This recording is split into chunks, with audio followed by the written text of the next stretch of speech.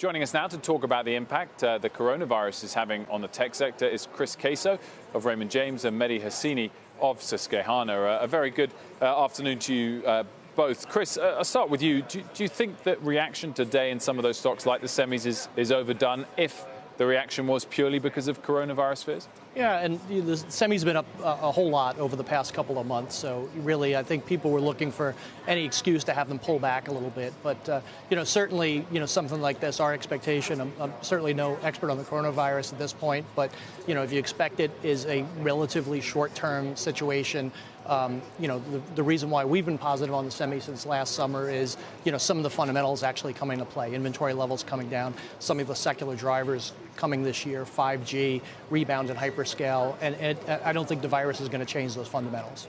Mehdi, talk us through who's most exposed. Name some names for us. Sure.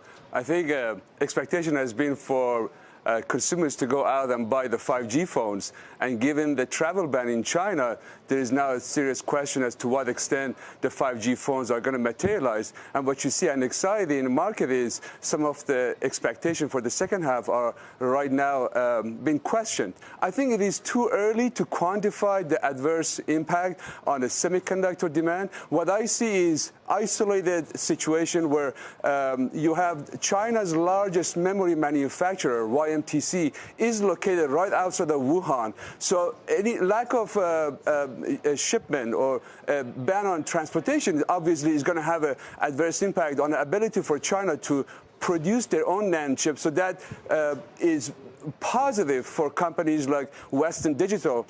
It could actually be a game. It would help Western Digital to gain share. Other companies like Universal Display on the OLED display, they may have a hard time shipping the key material to some of these Chinese display manufacturers located in Wuhan. That would be an adverse impact. So I think at this point it's too early to quantify the impact on the demand, but I think we should look at some of these manufacturing hubs located in Wuhan and try to figure out who is going to benefit and who doesn't.